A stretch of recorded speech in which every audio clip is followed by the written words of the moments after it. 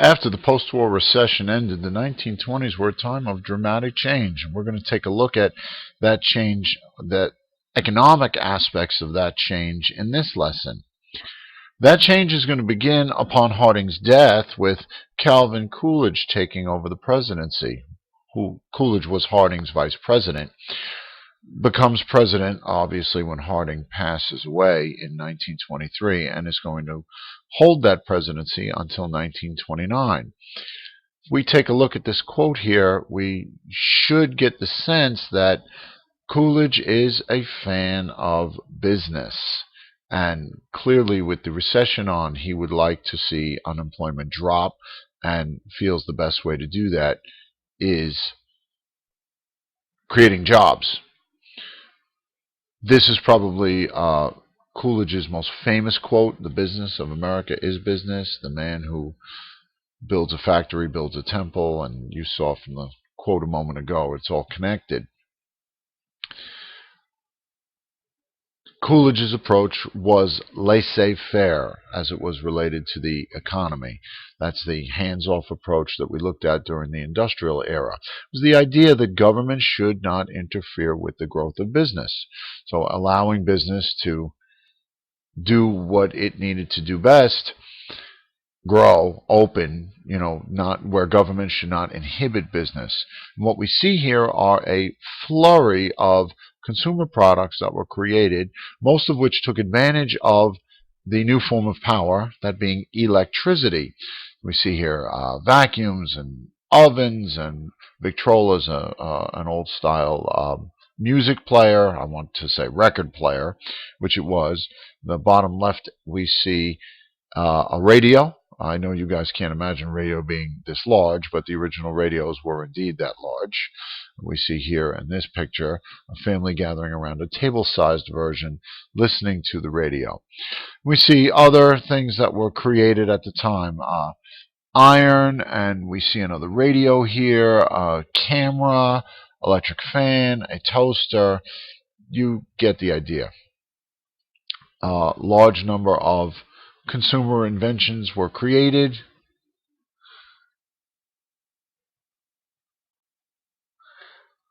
And the question now simply became how to pay for them. And we have, to help that along, the introduction of credit. You see in the ads here, the RCA radio ad says this radio, what they're calling a radiola, it's basically a radio, $88, but could be paid $250 a week. And we see the bottom, buy now, pay later. What was created during this time was known as installment buying, where you make partial payments over time until the debt is paid. But don't be misled. The total number of payments you would make would be significantly higher than the posted price of the item, because you were essentially, I should say, the business was loaning you the money. You were paying back over time. So what you were paying in addition was interest, which is why the total amount you're paying is more than the cost of the item, because you're including the interest payments, the cost, if you will, for borrowing that money from the business that was technically loaning it to you. So a new culture was developing in the 1920s, which was very different than the culture prior to the 1920s, which we see here on the left as the old culture, which emphasized production and character and scarcity and religion, idealized the past, local culture, and substance. What you did, your behavior, the things you did, your actions, if you will. The new culture is something that you may in fact be more familiar with, because it is quite similar to the culture that we live in today. Emphasize consumption, and just since I mentioned today, consumer spending accounts for about 70% of our economy today. So we are a consumption-based economy. The focus was on your personality, on having lots of stuff, All right, a focus on science, looking to the future. Mass culture we've already talked about, but it was here to stay, where everybody was buying the same types of clothing and listening to the same type of music and whatnot. And your image, and certainly we see with Facebook and Twitter and whatnot, our ability to tailor our image so that people see what we want them to see, especially online, is certainly something that we can understand. Book that came out at the time, a fairly recent movie not too long ago, The Great Gatsby. Right?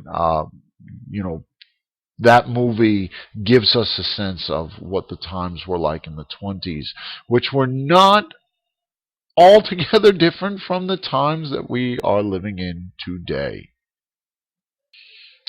There was a reason that a lot of these items were affordable, and it starts with the invention, if you will, of a method of production called the assembly line. And for this we can thank Henry Ford.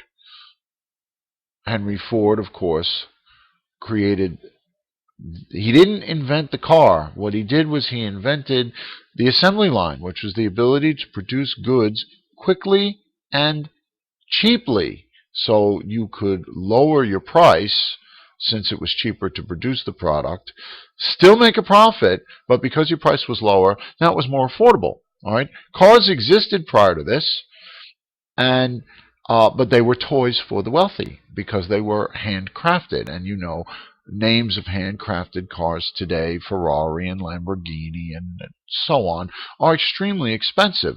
Here you're looking at the assembly line, and what happens is the product moves along on a belt. And the workers that you see in the picture don't move. Instead, they just reach behind them or to the side or what have you and install their little piece of the product.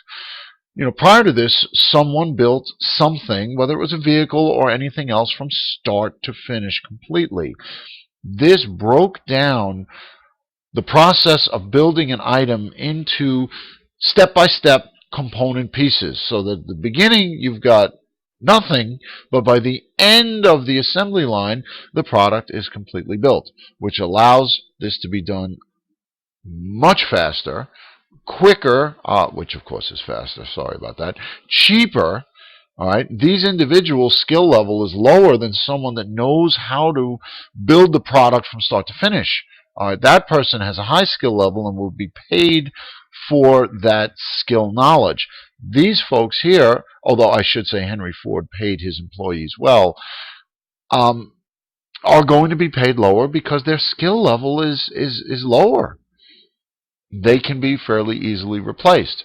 And the result was the Model A. Car people are going to kill me if I get this wrong, but I believe we're looking at the Model A. Apologies to old-time car aficionados if I got that wrong. And Henry Ford said that you could get that in any color you wanted as long as it was black. All right, so it was very simple, few choices, few options. And I should point out before I get to the excuse me, the screen that you're looking at, just to give you a sense of this, Henry Ford priced that Model A at about $300. It cost him about $275 to produce. So that makes his profit per vehicle about $25. And even in 1919, $25 was not huge money.